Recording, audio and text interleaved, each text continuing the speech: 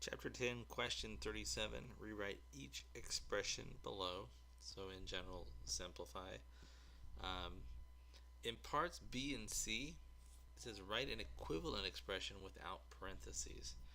To be honest, B and C, generally, when you're asked to simplify something, the definition I work with is that it means to reduce the number of operations needed to evaluate the expression. Um, but also, there's this bit that we do not like, negative exponents. Um, and there's also this bit where we like all the factors of, of our variables to be collected in one location. So those are some considerations. So when we get to C and B and C, we want to make sure we rewrite it without parentheses, our answer. And also in part D, you'll notice that's in scientific notation. So our final answer is going to be in scientific notation. So we're going to make sure we put it there. Let's look at A first. A is a problem that we probably have the most familiarity with, right? If I'm looking at this, there's a couple of things, right? I've got this number 6 over 3. That's not a giant one, but I can simplify that portion. There's also this x squared over x I can simplify, and there's also a y cubed over y that I can simplify. So if I think about each of those parts, I can just look at this and simplify these, right? 6 divided by 3 is 2. 8x squared over x is just an x, and y cubed over y is y squared. So that's the answer to this. If you like, you could rewrite it so that it's in the numerator 3 times 2 times x times y times y times y. And you can see you end up getting three giant ones, a 3 over 3, an x over an x, and a y over a y. And we're left with a 2, an x, and a y squared. So the final answer there is still 2xy squared. So in part B, we're raising the opposite of m times n to the third power. When you have a negative number that you're raising to an odd exponent, um, notice what happens. So we'll notice it with this one. I could think about this, and I'm going to think about it as negative 1 times m times n. Now, since this is to the third power, I've got three factors that are identical to that, and I think I'm going to write them out this time. So I've got one of them, and then here's another, negative 1 times m times n, and then finally another negative 1 times m times n. So if I think about this, I have, actually let me color code this. I have three factors of m, and m. So m to the third power is certainly part of my answer. And I also have three factors of n. So n to the third power is part of my answer. And if I look at this numerical part, right, you can see I've got a negative 1 times a negative 1 times a negative 1. If I consider that when I multiply negative 1 times negative 1, I get positive 1, right? This is positive 1. And if I multiply positive 1 times negative 1, this whole thing ends up being negative 1. So because I'm taking negative 1 and raising it to the third power, it ends up being negative 1. So my answer, this is negative, and I would just write the opposite of m cubed, n cubed. So regardless of the value of m and n, at the very end, right, we're going to take the opposite of whatever this product ends up being.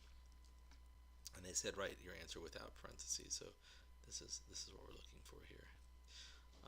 In part C, totally different beast here. Now we're raising mn to the negative third power, and we're getting pretty good at dealing with that. If I want to get rid of the negative exponent, I could multiply it by, for example, mn to the third power over mn to the third power. Now in my numerator, you'll notice when I multiply these, I've got negative 3 and positive 3 in the same base. The base is both mn. So what that gives me is m times n to the 0th power, which is the number 1. So in my numerator, I've got the number 1.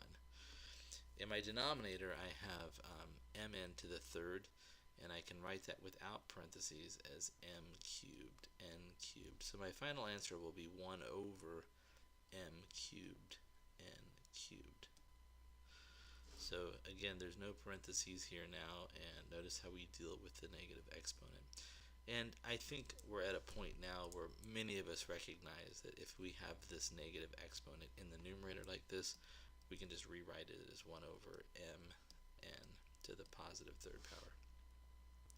That's certainly a valid shortcut, but if you're confused by that, always remember we're trying to make this base raised to the 0 power, which produces this number 1, and then as a consequence of multiplying by this giant 1 to get this power of 0, right, our factors of mn cubed are now in the denominator. And then finally for part D, the thing I'm noticing is, well, consider this. If I have 32 divided by 8, that is the number 4. But I have 3.2 divided by 8, and that's just going to yield 0.4. So if I look at my numerical part, I have 0.4. And what am I multiplying that by? Well, this simplifies,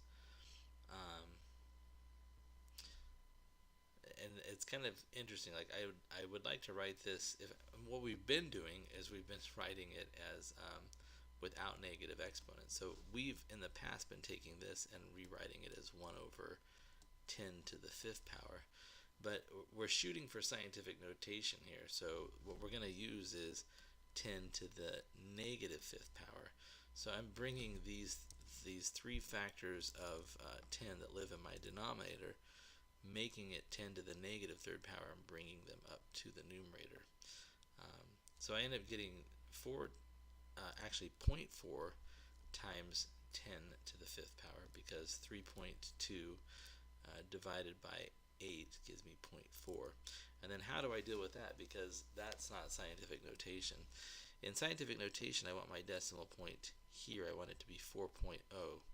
So I notice that if I multiply 4.0 times 10 to the negative 1st power, everything that I've just written is equivalent to 0.4. So I still have times 10 to the negative 5th power. So again, what I'm looking at, 0.4 here, 0.4 is equivalent to 4.0 times 10 to the negative 1. And now that I have that, right, I can write my final answer. It is going to be 4.0 times 10 to the negative 6th power. And I encourage you, what's nice about the scientific notation is you can definitely enter this value and check out the decimal, and then look at the decimal value produced by this, and you can see that they're equivalent to each other. The big thing about scientific notation is you must have one non-zero digit in front of the decimal place. Everything else is to the right of that, and then you have times some power of 10 to move the decimal place to the appropriate place. By the way, this is in scientific notation. The equivalent standard notation number is 0.12345 6, just like that. So 0.5 zeros and then one more decimal place over to get to the 6.